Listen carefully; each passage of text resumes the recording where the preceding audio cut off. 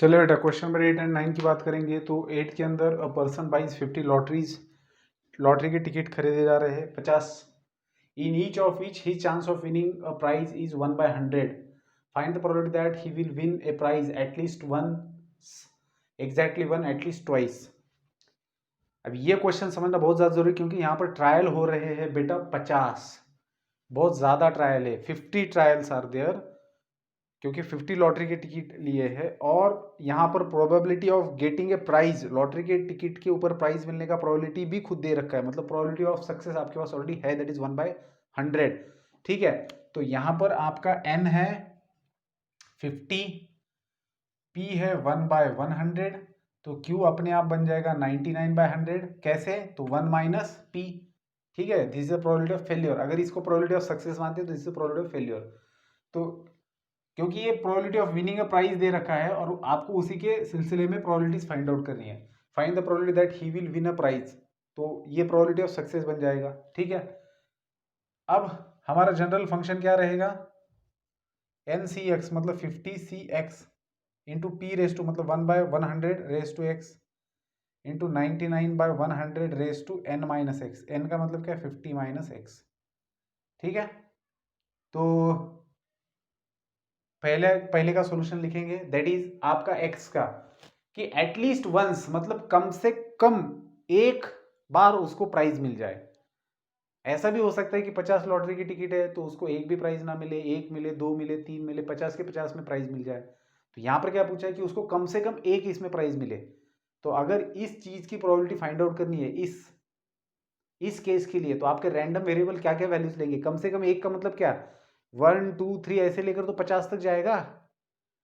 तो उससे बेटर क्या है आपको? एटलीस्ट वन का मतलब समझ में आ रहा है? That X will take at least one, मतलब X is greater than equal to one. तो greater than equal to one का मतलब कि आपको P of one plus P of two ऐसे करते करते पी ऑफ 50 तक निकालना पड़ेगा। तो ये तो इससे अच्छा तो कॉम्प्लीमेंट्री यूज करेंगे, क्योंकि सबका एडिशन प्रोबेबिलिटी का वन आएगा, तो वन में से पी ऑफ जीरो सब्ट्रैक्ट कर दो तो ये मिल जाएगा आपको। समझ में आई बात? तो इसका आंसर क्या रहेगा? एटलीस्ट वन का 1 minus P of zero. P of zero कैसे निकालेंगे? एक्स की जगह जीरो रखकर। ठीक है, चलिए नेक्स्ट। एग्जैक्टली वन मतलब एक ही निकलेगा, तो ये तो सिंपल है, एक्स का वैल्यू क्या रहेगा? वन रहेगा, that is when P of x is equal to one. Next, at least twice, कम से कम दो, कम से कम दो। अब कम से कम दो की बात हो रही है, मतलब क्या? P of X will take value greater than equal to two, कम से कम दो, that is X can take values greater than और इक्वल टू टू। तो कम से कम दो की, तो इसका इसका कॉम्प्लीमेंट क्या होगा? वन माइनस बचा हुआ कौन है?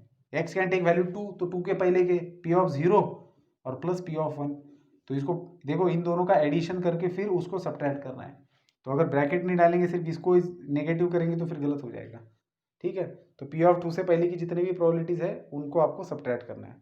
तो ये कॉम्प्लीमेंट कहते हैं इसको। ठीक है, तो आप इसको, इसके वैल्यूज अब आप निकाल सकते हो। ठीक है, तो कैलकुलेशंस मैंने आप लोगों के लिए रख दिया है। नेक्स्ट है, in a box of floppy disk, एक बॉक्स है जिसके अंदर फ्लॉपी डिस्क है दी हुई। ठीक है, और नेक्स्ट हमें क्या करना है? It is known that 95% will work. Okay, a sample of 3 of the disk is selected at random, find the probability that। तो 3 फ्लॉपी डिस्क जो है उनको सेलेक्ट किया जा रहा है, that means there are 3 trials और 95% अच्छे होने की प्रोबेबिलिटी है। तो find the probability that none of the sample will work, one will work, two will work, all 3 of the will work. तो यहां पर सक्सेस की प्रोबेबिलिटी क्या है? मतलब वर्क अगर करेगा तो दैट इज द सक्सेस। तो probability of working A floppy disk is 95%, that means 95/100, so that is nothing but 90/20। ठीक है, 90/20। तो फेलियर की प्रोबेबिलिटी कितनी हो जाएगी? That is 1 minus 19/20, so that is 1/20। ठीक है, तो ये पी और क्यू का वैल्यू मिल गया। अब एन कितना है? यहाँ पर सिर्फ 3 ही है, एन सैंपल ऑफ 3। ठीक है ना, सो 3 हो गए एन। तो आपका पी ऑफ एक्स क्या बन जाएगा? एन सी एक्स मतलब 3cx, P race to x मतलब 19/20 raise to x into 1/20 raise to 3 minus x.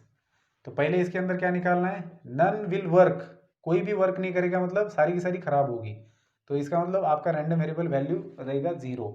तो इसका वैल्यू निकालने के लिए एक्स की जगह 0 रख दो, वैल्यू मिल जाएगा। Number 2, find the probability when 1 will be, तो 1 का मतलब एक्स का वैल्यू 1 आएगा, 2 का मतलब 2 खराब होगी। ठीक है, तो ये तो सिंपल क्वेश्चन है दैट दिस और all 3 of the sample will work. And fourth में निकालना है आपको that p of x is equal to 3। तो बस बात खत्म है, हर किसी की वैल्यू आप निकाल सकते हो, बस एक्स की जगह वो वैल्यू रख दो। ठीक है बेटा, तो चलिए नेक्स्ट वीडियो में मिलेंगे बचे हुए क्वेश्चन के साथ में। Good bye.